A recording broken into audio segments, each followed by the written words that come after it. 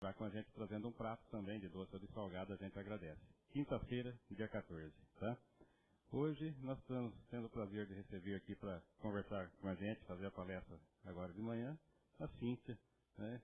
Cíntia, parabéns, mais uma vez. A Cíntia agora trazendo mais um nenenzinho para a gente, né? Para mais um espírito chegando aqui na Terra através de você. Parabéns. Obrigada a todos, obrigada, José. Bom dia a todos, primeiro. Aproveitando a oportunidade e exatamente o assunto que ele tocou, eu gostaria de falar um pouco com vocês exatamente sobre isso, sobre a oportunidade da reencarnação. Nós espíritas sabemos que é um dos grandes diferenciais da doutrina, entre muitos outros que estudam, sabe, os pontos que nos diferenciam de outras religiões cristãs, é a oportunidade da reencarnação. Se estiver muito alto com o microfone, vocês falam que eu tiro, tá? Eu falo muito alto. Todos nós sabemos que essa nossa vida é uma oportunidade entre muitas outras que nós temos do nosso espírito evoluir. Nós não nascemos santos, nós nascemos todos simples, ignorantes, e através de muitas encarnações é que nós vamos tendo a oportunidade de melhorar, aperfeiçoar o espírito evoluir. Como uma escada mesmo, um degrau de cada vez. Lembrando também que ninguém nunca regride nessa escala de evolução.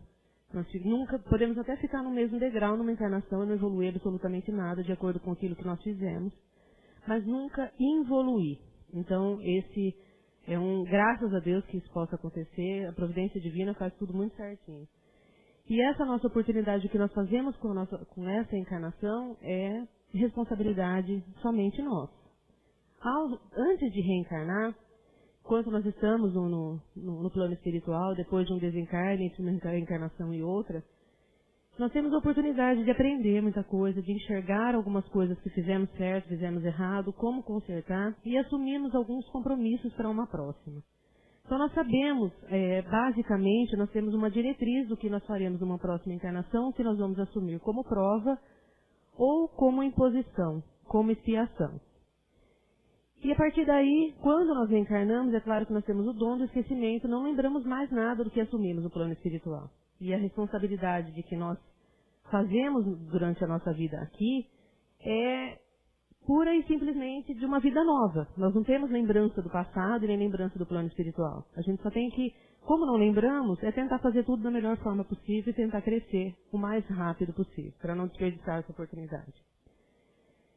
Quando o espírito reencarna, ele já é preparado no plano espiritual, juntamente com toda a família que vai receber essa criança, esse espírito, que não é criança, tá? Criança é somente a nova vida que está iniciando. O espírito é velho, num corpo novo.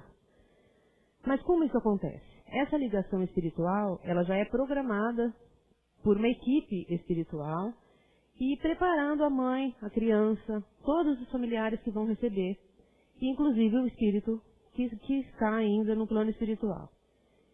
Esse espírito pode escolher em que família ele quer reencarnar, em que circunstância ele quer reencarnar, como será a sua vida terrena? Algumas vezes sim. Isso depende muito do grau de evolução desse espírito e se ele está preparado para escolher ou não. Se ele estiver preparado para escolher, algumas coisas ele pode determinar por que ele passaria. Por exemplo, um espírito mais esclarecido poderia escolher vir numa família mais difícil, uma vida mais endurecida, uma vida com mais dificuldades emocionais, financeiras e tudo mais, para crescer mais rápido. Isso é uma prova escolhida. Ele poderia também escolher uma família com mais estabilidade, com mais facilidades, se fosse um espírito mais endurecido, para evoluir mais rápido. Então vocês imaginem que um espírito pode nascer mais endurecido numa família bem equilibrada para que ele cresça mais rápido. E menos equilibrado, um espírito com mais facilidades. Isso nós vemos todos os dias. É só vocês observarem as crianças que estão vindo, e algumas dão lição de moral nos pais. Então vocês percebem que eles têm uma estrutura familiar menor e a criança mostra uma qualidade moral maior. Isso seria um dos exemplos, tá? Mas nem sempre o espírito tem essa oportunidade de escolher. E ele pode ter essa imposição de reencarnar numa determinada família, numa determinada circunstância. E isso vem como expiação. Então, tudo depende do que o plano espiritual tem preparado para nós e do que nós assumimos lá. Se estamos preparados para assumir alguma coisa, ter essa escolha ou não. Desde o momento da concepção, que a ciência explica como a fecundação, nós podemos, pela ciência e pela parte divina, nós já podemos encarar isso como uma providência divina. De 200 milhões de espermatozoides, um apenas consegue fecundar o óvulo e formar o ovo, e a partir daí o processo de mitose e o embrião vai se desenvolvendo. A partir daí já existe vida. E muitas pessoas contestam isso, inclusive a medicina, vou citar um exemplo depois, de que nas primeiras semanas, nesses primeiros meses, ainda não se pode considerar vida, porque não tem atividade cerebral e tudo mais. Mas nós sabemos que a partir do momento da concepção a vida existe. A partir de que o ovo se forma, começa todo o processo de divisão celular, o espírito existe.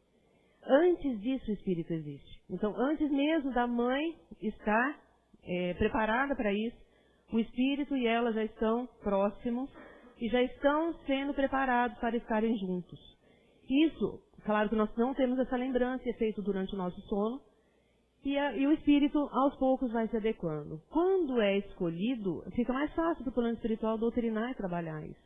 Mas quando é imposto, muitas vezes são espíritos com dificuldades, com diferenças, o plano espiritual tem mais trabalho para preparar os dois. Mas acontece, essa preparação existe. Muitas vezes o que dificulta essa preparação é a não aceitação da criança também. O plano espiritual tem mais trabalho, e isso falando materialmente. A mãe, o pai, a família não aceita a criança. Isso dificulta a doutrinação no plano espiritual. Do preparo dos dois, do espírito e da criança. Não há um novo espírito criado para cada criança que nasce. Vocês imaginam o absurdo que seria com tanto espírito desencarnado esperando uma nova oportunidade. Então, ele é um outro espírito que está no plano espiritual pronto, preparado já para iniciar uma nova etapa na sua vida. Durante o processo de formação do embrião, o perispírito que já está ali, já está determinado qual espírito vai ser, ele direciona a formação desse embrião. Então, muitas vezes nós dizemos, mas o fenótipo da mãe, do pai, a genética, a hereditariedade determina? Sim. Ela determina o crescimento celular de acordo com as características dos dois, genética dos dois. Mas ela não determina a moral da criança. E essa bagagem espiritual vem com a criança depois.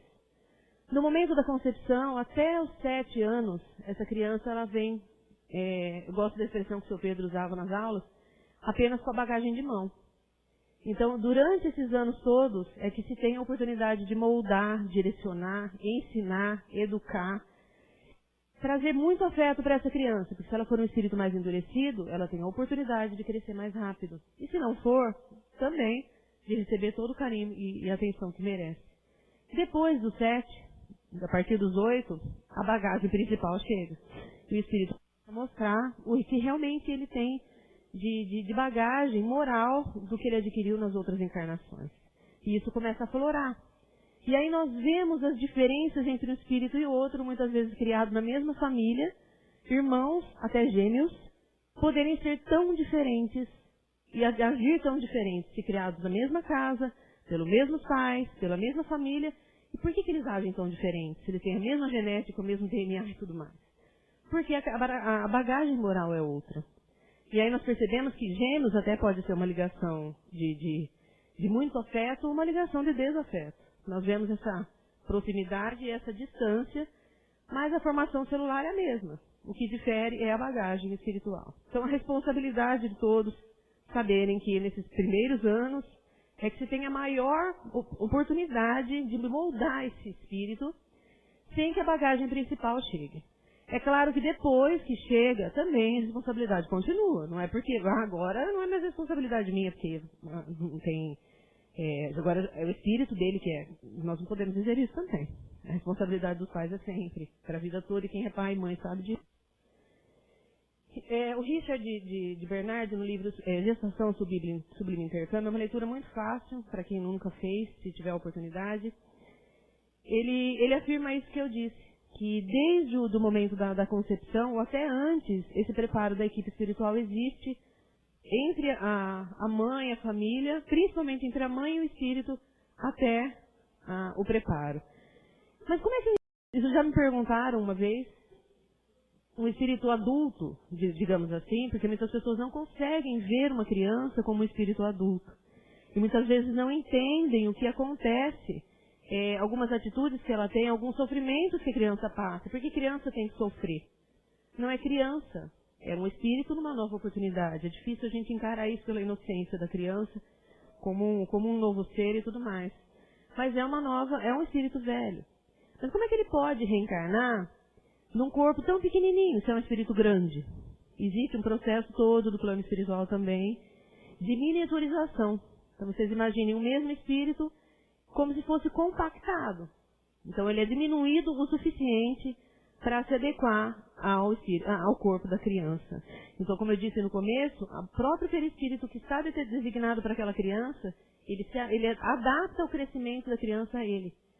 E para quem já teve oportunidade de estudar e saber que o espírito é semimaterial, nós temos as pessoas que veem pessoas desencarnadas, a imagem que nós temos é de espírito e perispírito. É um envoltório do corpo da última encarnação.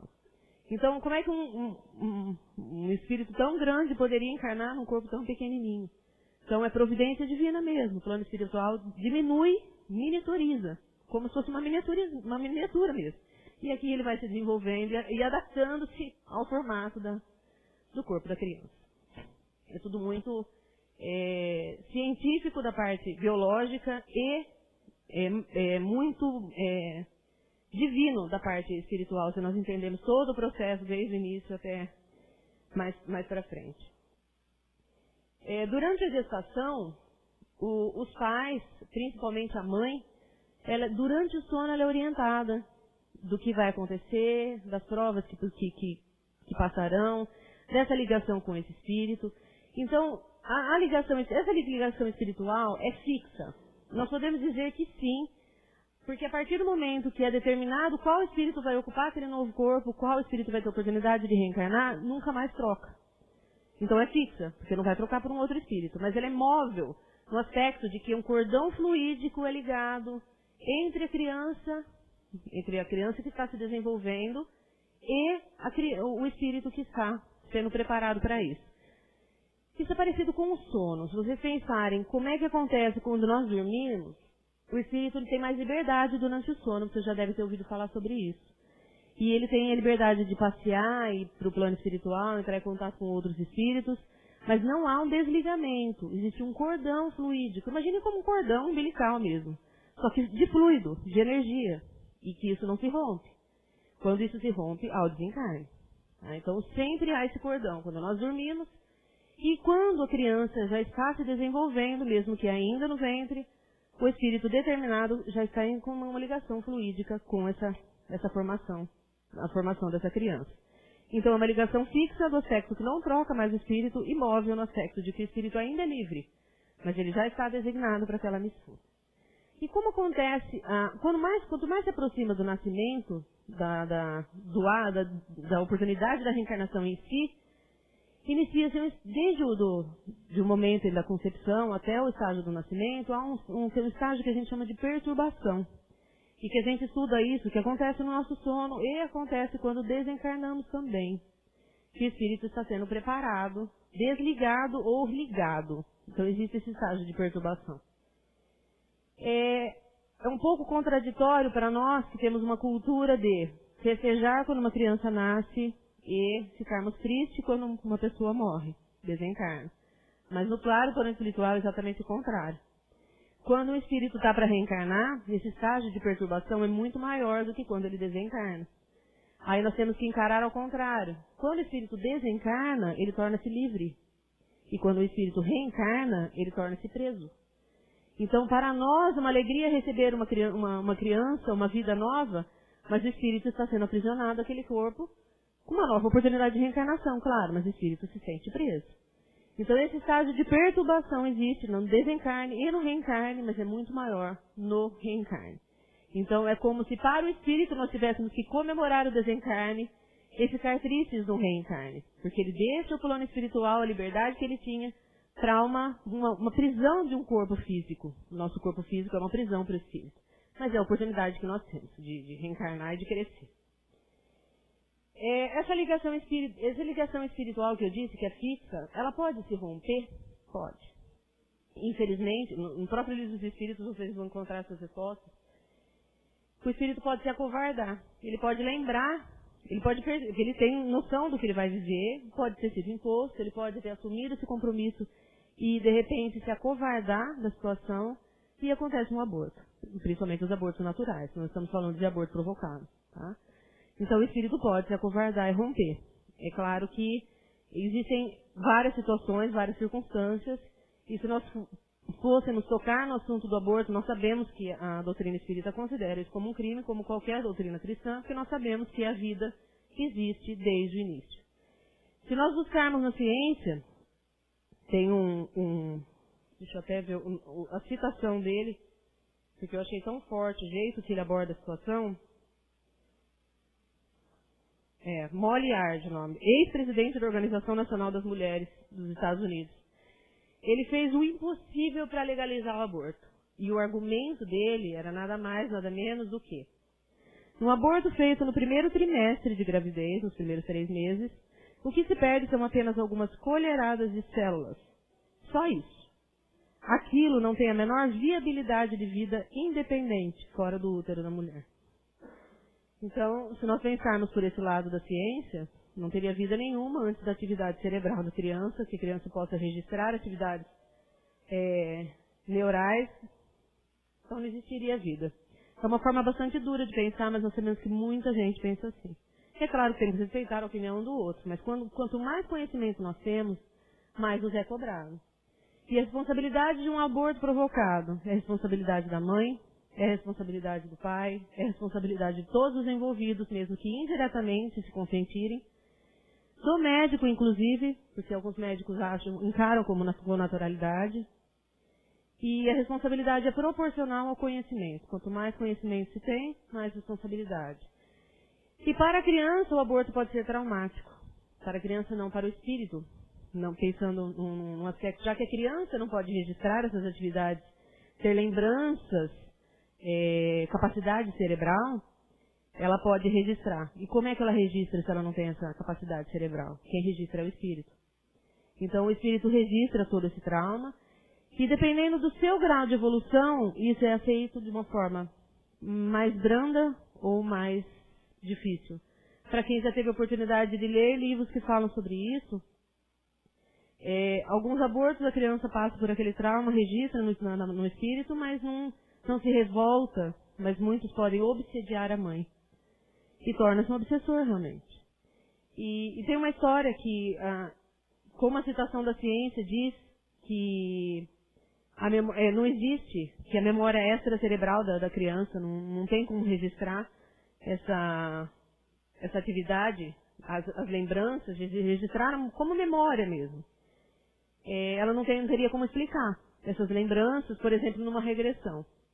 E tem a história de um casal de médicos, em que, bem-sucedidos, ela engravidou mesmo com métodos contraceptivos e ela não aceitava a ideia de estar grávida naquele momento da vida dela, porque ela tinha outros planos para aqueles momentos, ela e o marido. E no 2º mês de gestação, ela realmente pensa no assunto, e ela e o marido discutem sobre isso, conversam, chegam a procurar um médico para fazer, e durante o trajeto em que ela estava indo para fazer o aborto, ela sofre um acidente. E é claro que grave, mas não causou perda de vida para nenhum deles, e muito menos para o bebê. Então ela não teve a oportunidade de fazer o aborto.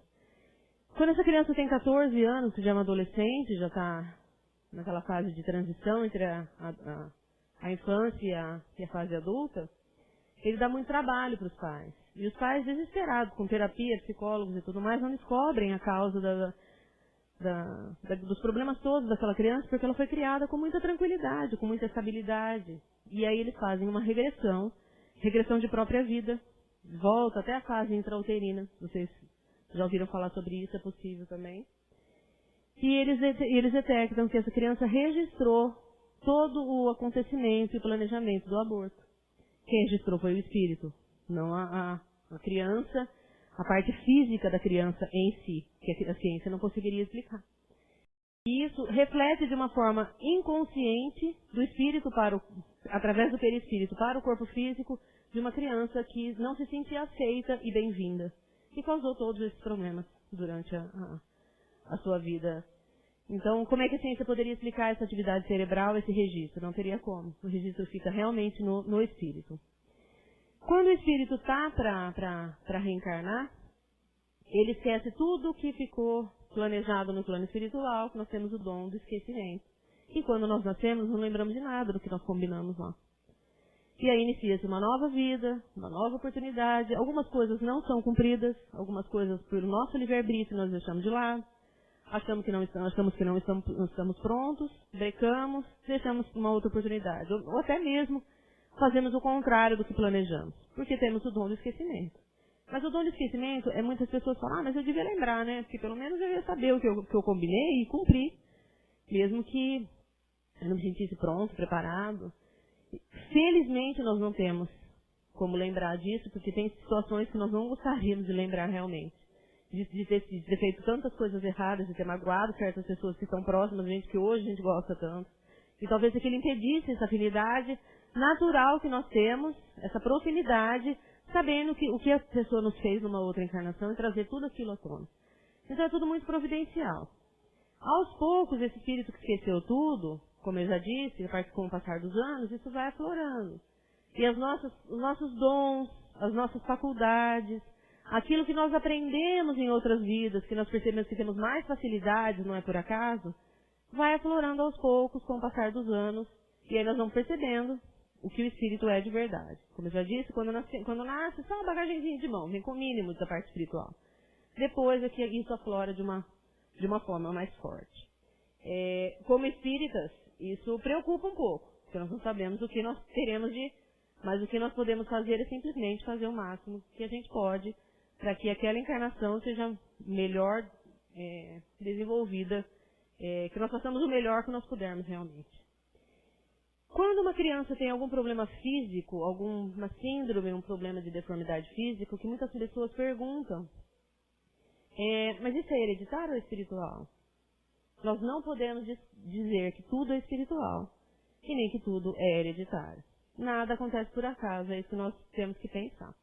Essa criança não está nesse lugar por acaso, ela não está com essa responsabilidade dessas pessoas por acaso, e o problema físico pode estar diretamente ligado à parte espiritual. Os dois caminham juntos sempre. Não dá para separar uma coisa da outra, só que também não dá para ficar culpando toda a espiritualidade por tudo.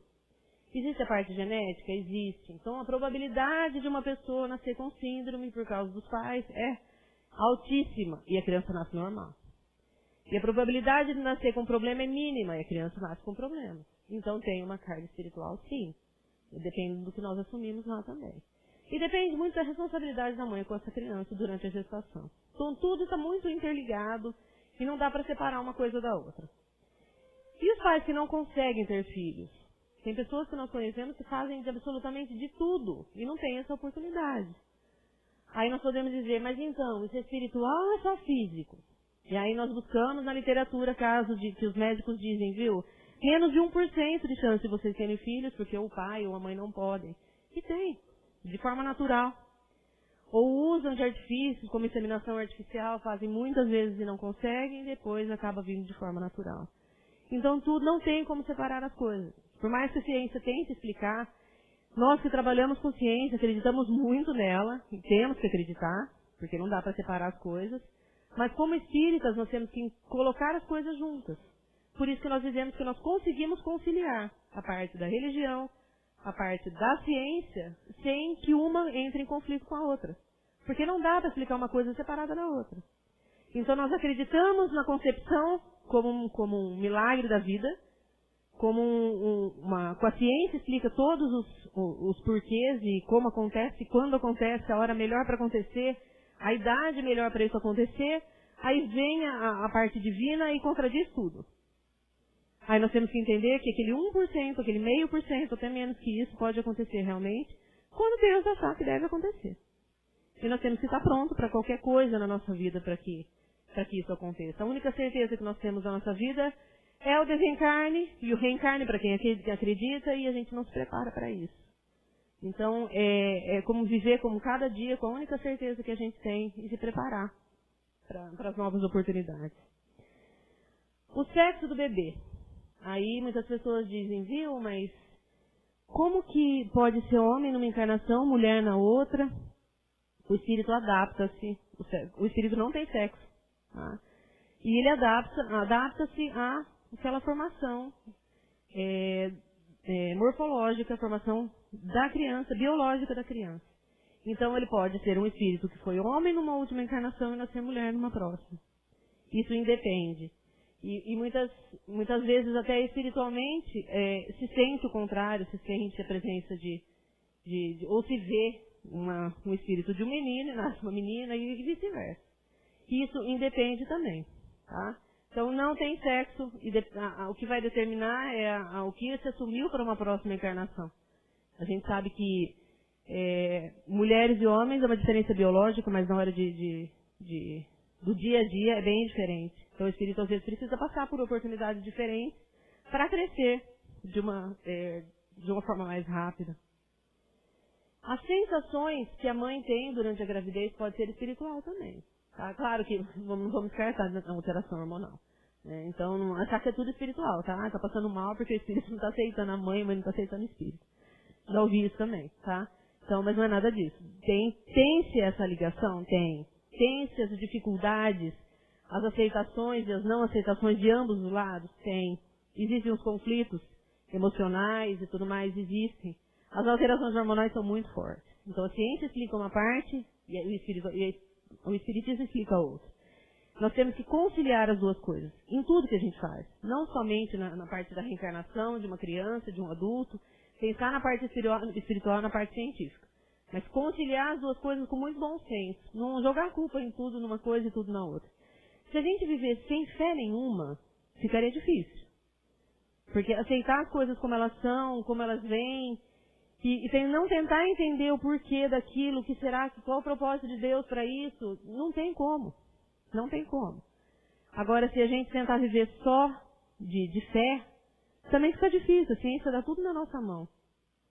Então a gente tem que pegar aquela informação e utilizar da melhor forma possível, conciliando as informações, conciliando a doutrina, conciliando a fé, que nunca pode faltar em nada do que muita coisa a gente não tem como saber agora e vai descobrir mais lá na frente. Fala, nossa, eu tinha que ter pensado diferente. Mas a fé é que faz a diferença nessa hora. Existe uma citação que, para contradizer daquele médico, aquela citação dura e egoísta, basicamente científica, de que o bebê que cresce dentro de uma mãe não pode ser considerado somente um aglomerado de células e moléculas, como ele disse. Trata-se de uma vida, de uma alma que foi destinada àquela família. Então ela estava destinada àquela família. Os dois têm que passar por aquela oportunidade juntos. Então, desde a gestação, desde o momento de concepção, já inicia-se a saúde da criança. A ciência explica isso. A educação da criança e a moral da criança. Então, o que uma gestante pode fazer durante a gestante não, tá? Todo mundo que está em volta dela. Pode fazer durante a gestação para ter um crescimento mais, uma aproximação espiritual benéfica, para facilitar a vida do plano espiritual. E, biologicamente falando, o Evangelho no lar ajuda muito, porque nós sabemos a harmonização que ele causa no lar, da mãe, da criança, de todo mundo que está em volta. Tentar ter pensamentos construtivos, deixar de lado coisas que fazem mal emocionalmente, para que não abale também a criança, o embrião, o feto. Também de efeito moral, desde já. Então, muitas pessoas dizem, mas a criança só vai ouvir lá com 19, 20 semanas.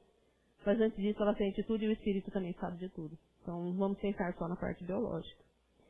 E apesar da ciência negar que existe essa memória extracerebral, que enquanto a criança não tem cérebro, ela não registra nada, nós sabemos que o espírito registra tudo. E que o nosso maior arquivo não é a parte física. Nós temos a parte física que registra, a parte do cérebro destinada à memória, mas nós sabemos que o nosso maior arquivo está na parte espiritual. E é esse arquivo que nós vamos carregar, encarnação após encarnação, que é um arquivo que nós buscamos uma informação, muitas vezes agora nós não temos acesso, daí um tempo ela aparece. A criança vem com parte só desse arquivo, mas o espírito tem toda ela registrada imagina o tamanho do nosso arquivo, registrado no nosso espírito. Então, encarar sempre uma nova vida como uma outra oportunidade de reencarnação. E a nossa responsabilidade que está envolvida nisso, todos que estão perto, mesmo não sendo só pai, não sendo diretamente pai e mãe. Mas a responsabilidade da criação, da educação, da parte moral, foi o que nós assumimos e o que nós devemos fazer de melhor. É fazer da melhor forma possível, tentando transferir tudo que nós pudermos de bom, mesmo que as coisas não pareçam tão fáceis, que não são, vocês sabem disso, mas tentar fazer isso da melhor forma possível, pensando que aquela oportunidade é uma nova oportunidade para aquele espírito, mas é uma nova oportunidade para nós também, porque estamos envolvidos naquela circunstância. E quando nós vivemos em família, nós sabemos que a maior dificuldade, os maiores laços, as maiores dificuldades estão nos laços de família. E cada um desses integrantes desse grupo tem a sua responsabilidade e assumir um compromisso. E que nós devemos tentar resolver da melhor forma nessa encarnação. Não tentar vou deixar para a próxima. Muita gente no espírita diz isso. Mas tentar resolver hoje o que a gente pode fazer bem feito. Muito obrigada pela oportunidade. Vamos todos levar o nosso pensamento até Deus, até Jesus, pensando na segunda parte do trabalho, elevando os nossos pensamentos, preparando o corpo e o espírito para receber toda a energia necessária. Cada um aqui sabe o que veio buscar, se veio buscar ajuda física, ajuda espiritual. E certamente o plano espiritual, juntamente com as pessoas que estão prontas para trabalhar, estão direcionadas para cada um de vocês de acordo com o que veio buscar. Nós só precisamos estar prontos para receber esse auxílio. Isso aqui, isso em casa e todos os dias quando fazemos as nossas orações. Fiquemos em paz com Deus. Até uma próxima oportunidade.